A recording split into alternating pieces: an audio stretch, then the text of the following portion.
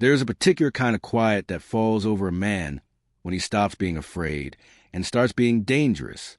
It does not arrive all at once. It does not announce itself. It builds the way a river builds in a dry season, slowly underground, invisible to anyone standing on the bank, until one morning the water is simply there, and has been there for a while, and the only question left is where it goes. My name is Robert Calloway. I am 71 years old. I spent 39 years designing water treatment infrastructure for municipalities across the state of Ohio. I have worked in Dayton, Columbus, Akron, Toledo, Youngstown, and a small city near the Indiana border that most people have never heard of. My work is in the ground under all 6 of those places. Pipes, filtration systems, treatment sequencing, load calculations, failure margins. The kind of work nobody notices until it stops working. That is fine.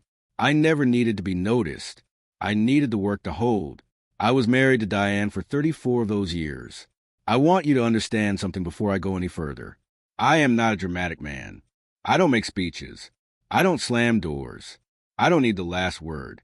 I have never needed the last word in my life. What I have always needed, what has always mattered to me more than credit, more than recognition, more than being seen, is making the right move at the right time. That is the only thing I have ever cared about getting right. This is a story about the right time finally arriving. Welcome to Quiet House Stories. Get comfortable and remember, the people in these stories had every chance to behave themselves. They just chose wrong. Drop a comment and let me know where you're watching from. Hit that like button and make sure you're subscribed. Trust me, you're going to love it here. Diane and I met in the spring of 1989 at a municipal planning conference in Columbus. She was working as an administrative director for a county water board. She had dark hair then, and a laugh that cut through a crowded room, and an opinion about nearly everything, which I found genuinely refreshing. I had opinions too. We agreed on most of the important ones. That felt like enough at the time. We married in October of 1990 at her parents' house in Westerville. 41 people. Her mother made a 3-layer cake with lemon frosting. I wore a suit I had dry cleaned twice that week because I kept spilling coffee on it. Not from nerves, I told myself. From distraction. I was already thinking about a load-bearing calculation for a project due the following Monday. We bought the house on Sycamore Lane in 1993. 4-bedroom colonial, side yard, detached garage that I converted into a workshop over 3 successive summers. Diane planted rose bushes along the side fence starting that first spring, and she kept planting them year after year, until by 2004 there were 14 of them blooming every June. Red ones. One deep orange-pink variety she had ordered from a catalog in 1998. She tended them carefully. I used to watch her from the kitchen window on Saturday mornings while my coffee finished brewing. We raised 2 sons, Nathan and Joel. Nathan works in logistics now out of Cincinnati, supply chain management for a mid-sized manufacturing firm, the kind of work that requires him to think 3 steps ahead of every problem, which is a trait he got from me and which I'm glad carried. Joel is finishing his 2nd year teaching high school biology in Beaver Creek. He called me on a Tuesday in April to tell me a student had stayed after class to say that Joel's explanation of cellular respiration was the first time anything in science had ever made sense to her. Joel said it like he was trying not to make too big a thing of it. I let him finish, and then I told him that was a whole job right there in that one moment, and that if he remembered it when things got difficult, he would be all right. I am proud of both of my sons in a quiet way that fathers are proud of sons who turn out to be decent people. Not loudly, not frequently, but in a way that runs all the way through and does not require expressing to be real. I will not walk you through every year of the marriage. That is not what the story is.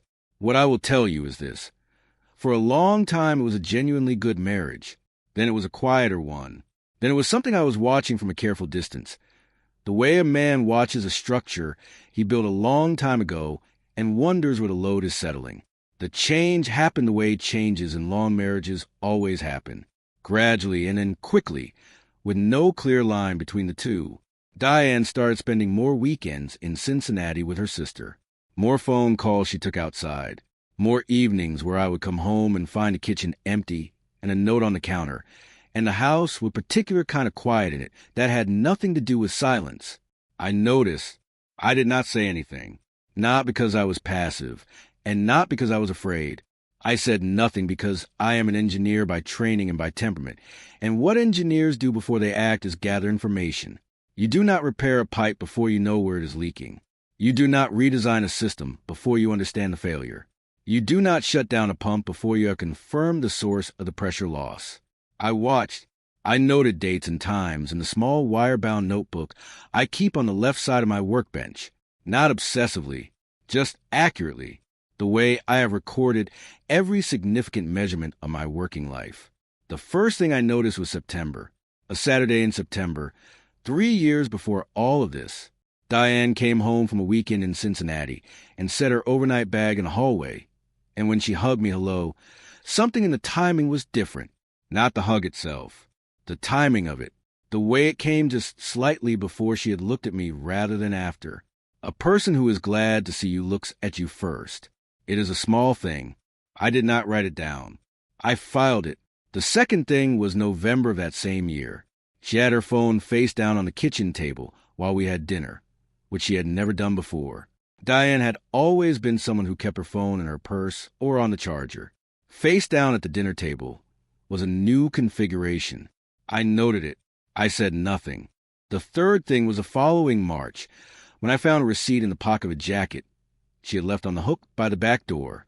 A restaurant receipt, Columbus. On a Friday, she had told me she would be working late in Dayton. The restaurant was 40 miles from Dayton. The bill was for 2 people. I put the receipt back in the pocket and hung the jacket back on the hook and went to the garage and stood at my workbench for a while. I have always been better at identifying structural problems than most people. It is the training. You learn to see the thing that is not aligned. You learn not to announce it until you know the full picture. By February of the year before last, I had enough information to know I was not misreading the situation. I did not call Diane. I called a man named Gerald Whitmore. Gerald is a licensed private investigator out of Dayton. He has worked family cases in Ohio for 26 years. He is a short, unremarkable-looking man with a methodical way of speaking and an almost total absence of wasted motion. He orders nothing at coffee shops. He has already eaten. We met on a Thursday morning, February 6th, at 8:47, at a diner off Route 35, and I told him what I needed. He asked 4 questions. I answered them. He did not write anything down while I spoke.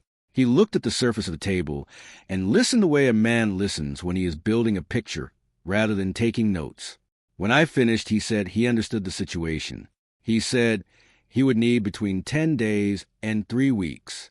He said his retainer was $3,200 and that if he found nothing, I would get $1,200 back. I left a manila folder on the table with his retainer inside and walked to my truck. Gerald called me 11 days later. He had confirmation. He gave me the summary over the phone in 7 minutes and told me he would send the documentation by courier the following morning. I thanked him. I hung up. I sat in my truck in the parking lot of a hardware store on Salem Avenue and looked out through the windshield at nothing in particular for about 4 minutes. Then I backed out of the space and drove home. I cooked dinner. I watched the news. I went to bed at 10 o'clock.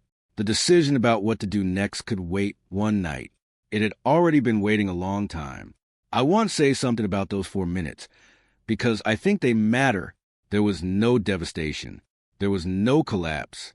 What there was a kind of settling. The feeling a man gets when a thing he has suspected for a long time is confirmed and his job now shifts from watching to deciding. It was not a comfortable feeling, but it was a clear one, and I have always preferred clarity to comfort. The following Friday, I called Beverly Holt. Beverly Holt is a family asset and elder law attorney operating on Providence Road in Dayton. She has 29 years of experience, a voice like a school librarian who has heard everything twice, and a mind that works the way good infrastructure works. Quietly, thoroughly, without calling attention to itself. Gerald had worked with her before and gave me her name without being asked. That told me what I needed to know. Beverly and I met on a Saturday morning, March 14th, at 9 a.m. I arrived at 8:59 and sat in the parking lot for 60 seconds. I did not want to be early and seem anxious. I was not anxious. I was ready. We met for 2 hours. I brought Gerald's documentation. I brought 14 months of financial records I had been quietly accumulating. Account statements, investment summaries, the deed on the house, retirement account documentation from my years with the state, pension paperwork, 2 life insurance policy binders. Beverly read everything carefully and said nothing for a long while. Then she looked up and said, "Robert, you've done most of my job for me." I said I was aware. She asked me what I wanted the end to look like. Not emotionally. Practically. What were the outcomes I needed the filing to produce? I told her.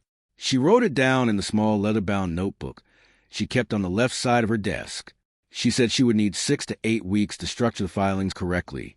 She said I should not tell Diane, and I should not change my behavior in any visible way until I was ready to sign. She said the sequence mattered enormously. One wrong step in the wrong order and Stuart Lemon. She mentioned his name without being asked, which told me she already knew who Diane's people would use. Would have room to maneuver. I said that was understood. I had been patient for considerably longer than 8 weeks. Beverly called me 4 times over those 6 weeks. Not with problems, with updates. The retirement account restructuring was complete on April 3rd.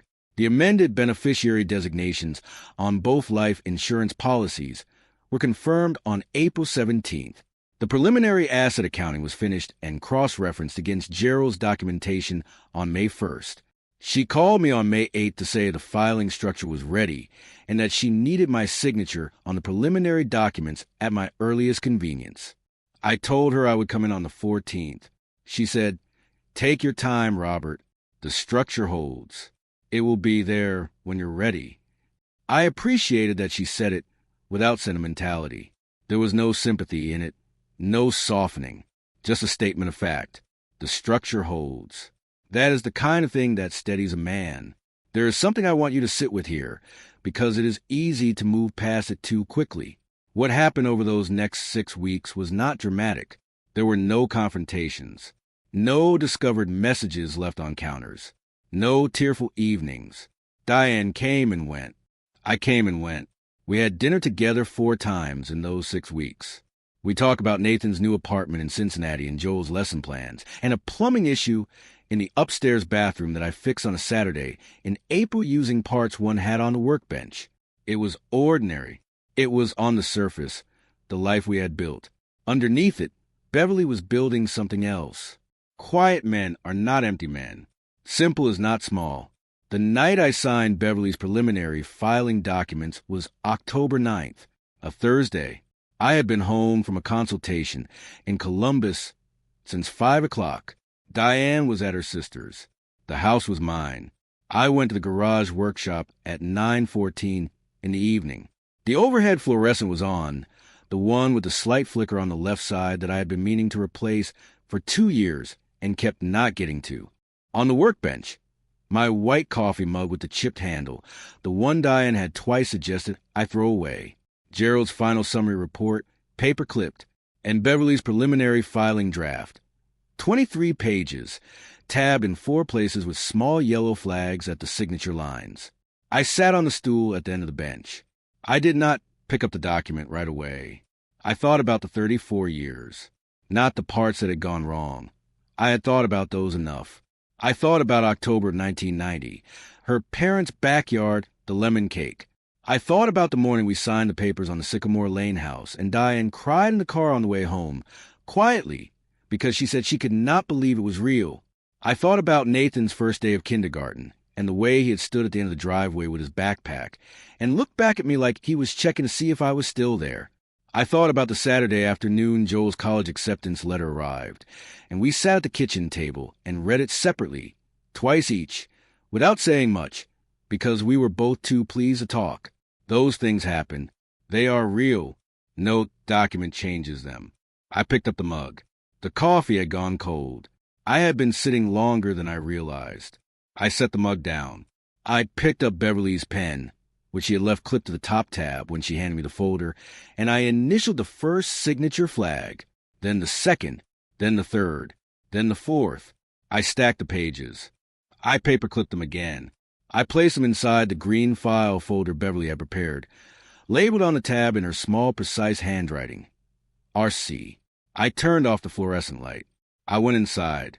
Diane was not home yet.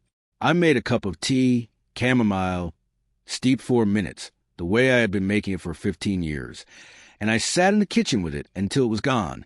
Then I went to bed. I did not lie awake. I have never been a man who lies awake once a decision is made. The decision was made. The rest was sequencing. I delivered the folder to Beverly's office the morning of October 14th. She filed the preliminary documents with the court on October 22nd. Diane was formally served on November 3rd at 2:14 in the afternoon at her place of work. Gerald coordinated with the process server. He sent me a text at 2:17. It said, confirmed, 2 words. I was at a coffee shop on 5th Street when the message came in. I ordered a second cup of coffee. I sat with it for a while. Diane's call started at 4:38 p.m. She called again at 4:41, at 4:55, at 5:12. She sent a text at 5:23. Robert called me right now. I sent one back. Beverly Holt, Providence Road. She is handling this from here. Then I turned my phone face down on the table and finished my coffee. Stuart Lemon called Beverly the following Monday at 8:52 a.m. Beverly called me afterward and described the call in 45 seconds. Stuart had been, she said, aggressive in tone and procedurally precise in language, which told her exactly what she needed to know about his approach. She had handled Stuart Lemon in 2 prior cases.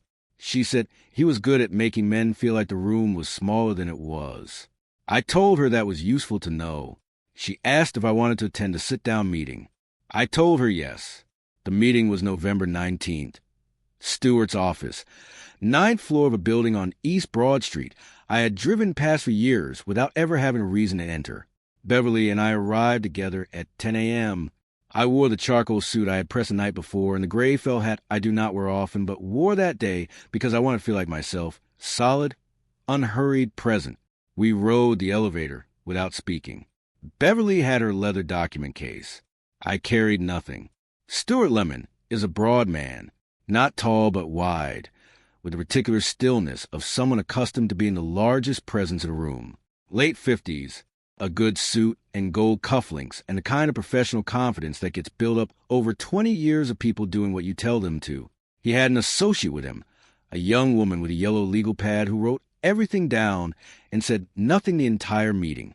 He had the filing documents fanned across the right side of his desk. He had Diane's proposed terms in a separate folder, burgundy, with a tab sticking up from page 1. He invited us to sit.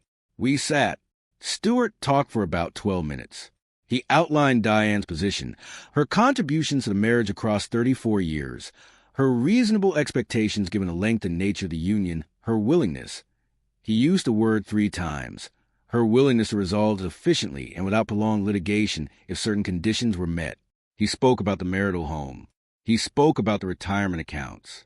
He spoke about what he called the established pattern of financial contribution, which was a phrase he used when he wanted to describe Diane's part-time income and domestic management as equivalent in value to 39 years of infrastructure engineering. He said it with a straight face. I gave him credit for that. He slid the 14-page document across the desk toward me. I picked it up. I read it carefully, starting from the beginning. I got to page 11, section 4, paragraph C. I read that section twice. Page 11, section 4. Paragraph C was the section regarding the retirement account held in my name through the State of Ohio Municipal Engineers Pension Program, an account that had been growing quietly and steadily since 1984, in which Stuart's document proposed a petition at a rate that Beverly had described to me on March 14th as legally aggressive but not impossible to argue. Beverly had also told me on March 14th exactly why it would not be relevant. I read paragraph C a second time. I set the document down on the desk in front of me, squared it with the edge of the desk, and placed my hands flat beside it. Stuart said, "You'll sign or we'll force the issue. Those are your options." He said it the way men like Stuart say things they have been saying for 20 years, with patience, with professional weight, with the faint confidence of someone who has never been surprised by a response that mattered. Beverly was looking at me. There was nothing in her expression except attentiveness. I looked at Stuart Lemon. I said, I made my decision in October. I stood up. I picked up my gray felt hat from where I had placed it on the corner of his desk. I put it on. Stuart opened his mouth. Beverly was already closing her document case. I was already at the door. I did not look back. I did not hear what Stuart said next. If he said anything, the door closed. Beverly and I walked to the elevator in the same silence we had ridden up in. The elevator opened. We stepped in. The doors closed. Beverly said, "That went exactly as I expected it to." I said, "Good." She said, "The filing goes in tomorrow morning." I said, "I know." The counterfiling Beverly submitted on my behalf landed on Stuart Lemon's desk at 9:03 a.m. the following morning. I know the time because Beverly sent me a confirmation email at 9:07. Subject line, filed, RCV, decacy as structured. I was in my kitchen on Sycamore Lane when it came through. I had made a pot roast the evening before. The first time in almost 2 years, using my mother's method, low heat, 6 hours, with the root vegetables she always put in that dye and had always said were unnecessary, and the kitchen still had that particular smell in the walls. I had made cornbread too, from the recipe my mother kept on an index card, handwritten in her small cursive, which I had stored in the same kitchen drawer since 1987. The cornbread was on the counter, under a dish towel. I read Beverly's email. I set the phone on the kitchen table, next to the white coffee mug. I sat there for a while with the smell of the pot roast in the walls and the November light coming through the window above the sink, gray and even and clear. I want to tell you what was in Beverly's counterfiling, because I think you have earned it. It contained a full asset accounting that Stuart's version had not accounted for, including the retirement accounts Beverly had restructured in her October filings, the amended beneficiary designations on 2 life insurance policies with combined value of $412,000, and Gerald Whitmore's complete investigative documentation with confirmed dates and locations going back to February. It contained 14 months of joint financial records organized with the precision of forensic audit. It contained what Beverly called, in her quiet way, the structural reality of the situation, by which she meant the difference between what Stuart Lemon's team believed they were negotiating and what was actually recorded, filed, and in motion. Stuart called Beverly at 10:14 that morning. Beverly called me at 10:31. She said Stuart had been considerably less aggressive in tone the second time around. She said there had been a long pause at one point in the conversation that she described as educational. She said, "They didn't know about October." I said, "I know." She said, "Robert, they genuinely had no idea the October filings existed." I said, "That was the point." She said, "Yes, it was. I have thought about Diane a great deal in the months since all of this resolved. I want to be accurate about that thinking, because accuracy is the only thing I trust myself to offer on the subject. I think Diane was afraid of something for a long time. Not afraid of me. I want to be clear about that. Afraid of something quieter and considerably harder to name. I think she married me when she still believed that a steady man with steady work and steady habits would be enough. And I think somewhere in the years after Joel left home, she began measuring the life we had built against something she had never told me she wanted and found ours short. Not broken, not wrong, just smaller than what she had started to imagine was possible. I think that gap between what she had and what she had started to believe she deserved grew slowly, and I think she filled it in ways she was not proud of, and I think by the time she understood the full shape of what she had done, it was too late for a different kind of conversation. I want to be careful here, because I have said this before, and I mean it in a specific way. I understood her fear. I did not believe it justified the choices she made. Those are 2 separate things, and it is important not to let them collapse into one. A man can understand why a fire started without believing the fire was acceptable. What I could not forgive, what I still cannot fully make peace with, was not the decision to leave. It was the 8 years of silence before it. The years when an honest conversation might have produced a different outcome, when we might have sat at the kitchen table and said the things we were actually thinking, when I might have had the chance to try to be what she needed or to know clearly that I couldn't be. We did not have that conversation.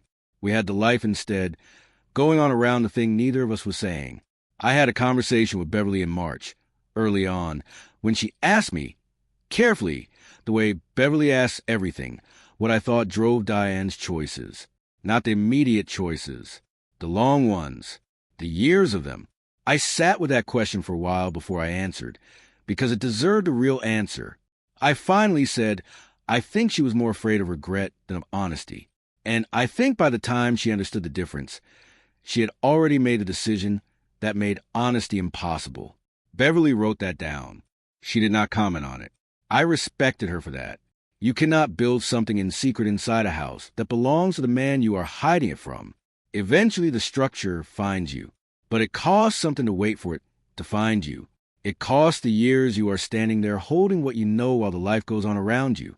The proceedings moved through the courts over the following 5 months. Stewart adjusted his approach significantly, which Beverly had anticipated. He was professional throughout, less theatrical than that first meeting, methodical, thorough, working within the space that Beverly's counterfiling had defined. There is a kind of grudging respect between attorneys who are both doing their jobs correctly. Beverly mentioned twice in passing that Stewart had been fair. I took that as confirmation that the structure had held. There was one conversation I had with Diane directly. December, a Thursday evening, around 7 o'clock. She called and asked if we could talk. I said yes.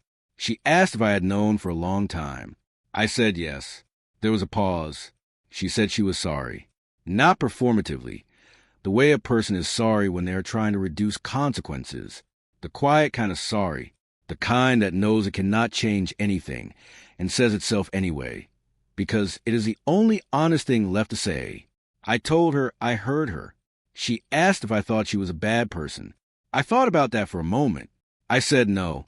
I said I thought she was a person who made a series of decisions she could not undo, and that I did not think that was the same thing. She was quiet for a while after that. Then she said, I should have said something sooner, years sooner. I said, yes. She said, I know.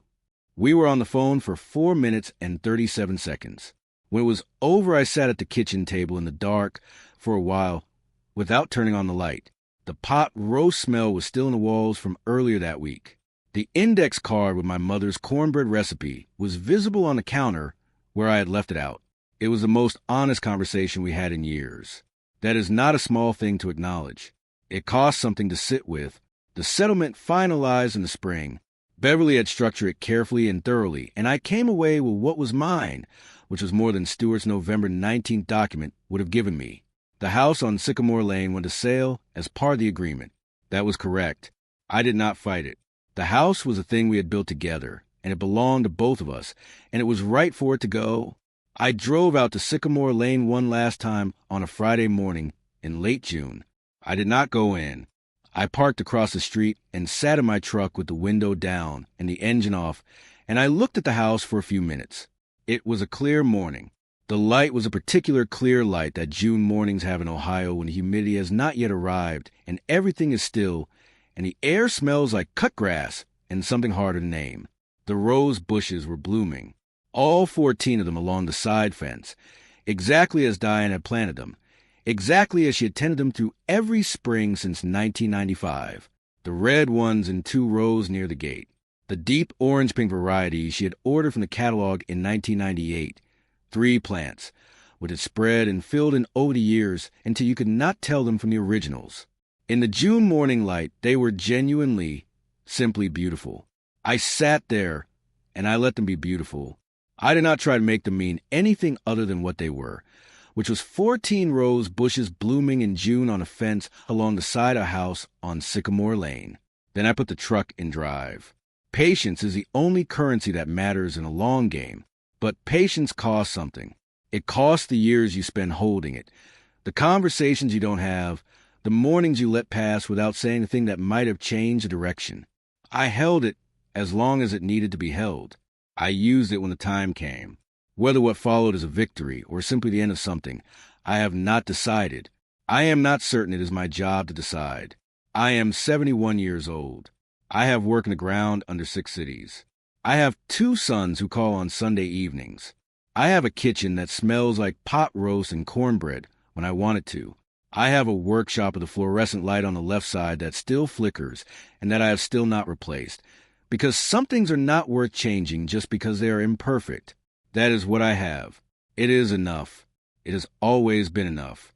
If this story meant something to you, I would ask you to join our community by hitting that like button and subscribing for more real, raw, and family-centered stories. And as always, thank you for being a part of Quiet House Stories. I will see you on the next one.